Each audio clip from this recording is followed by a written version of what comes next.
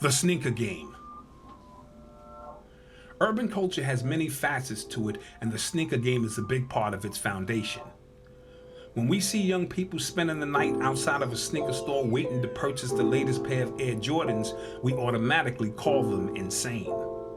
And if we are looking at it just from a mundane level, we are absolutely correct. But beyond the mundane lies an artistic expression that only resonates with this generation. Beyond the mundane lies a cultural statement that is made with every fresh pair of kicks worn, and the adoration one receives from friends, even envious peers. Beyond the mundane is the elite status bestowed upon one who rocks an original pair of kicks in the hood.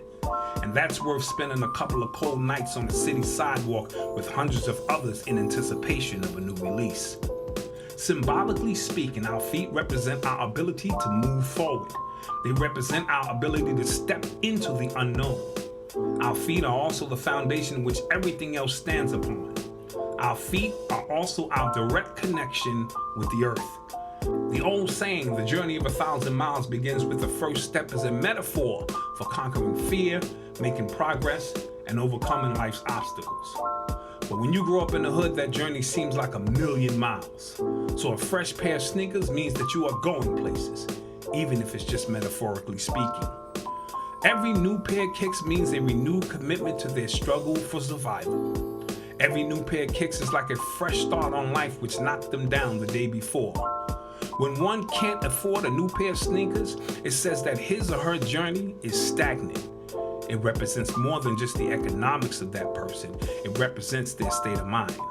I know that sounds like a far stretch in the minds of most adults, but to understand this concept, you have to remove the veil of adulthood and see things through the eyes of an inner city child.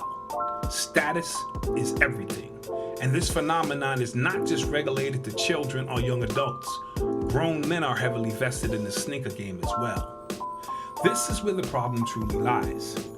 Dr. Frances Cress Welsing, in her book, The ISIS Papers, gave a masterful breakdown of the psychological effects of wearing sneakers and how it keeps us in perpetual motion to nowhere. The true purpose of a pair of sneakers is to participate in a game of some sort or sporting event. When we constantly wear sneakers, it keeps us in game mode and in recreational state of being. In other words, we never grow up. Even the term player, which is often used in the hood to mean a ladies' man or hustler, can be tied back to wearing sneakers. If life is a game, then we are the ones being played by our inability to grow up and face the challenges that it presents in a manner that says that we are men, not boys. Dr. Frances Cress Welsing was spot on. How do we expect society as a whole to respect us when a man's sneaker collection is far greater than his book collection? How can we be taken seriously when we would kill someone over a sneaker that costs $12 to make? Who truly places the values on these sneakers? 1985 was the year that truly changed everything regarding the sneaker revolution. Nike released a pair of Air Jordans, and the world as we know it would never be the same. The multicolored sneaker was actually banned from the NBA, but was a major hit with the youth of that era. Legendary filmmaker Spike Lee is the one that gave birth to the iconography that is Michael Jordan. His commercials were funny, scientific, and represented in short film mode. The black and white film gave his commercials more of an artistic feel to them. Michael Jordan's aerial dynamics and superb agility, coupled with Spike Lee's vision, created the mythological figure and the footwear of the gods. There is an old African proverb that says, "I am because we are." So Michael's ascension to the top of the world was a collective effort, and wearing his sneakers was a way to participate in his journey. Every time he reached a new level, a new sneaker was released to commemorate that success.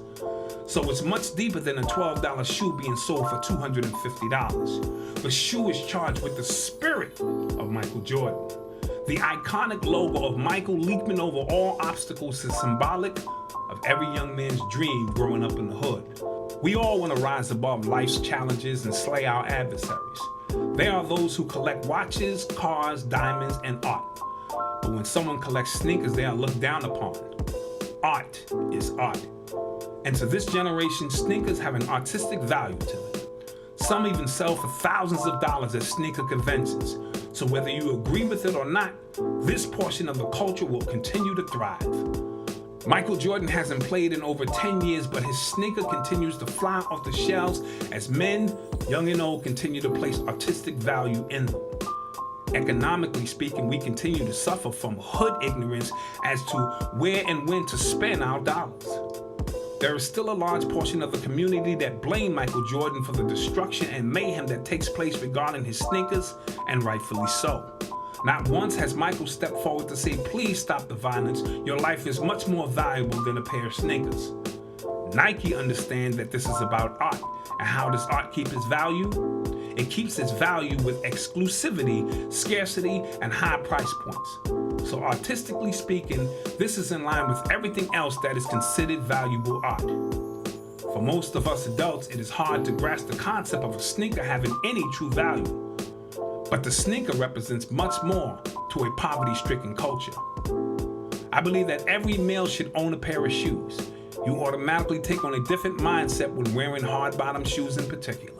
One doesn't have time for games when in a nice pair of shoes.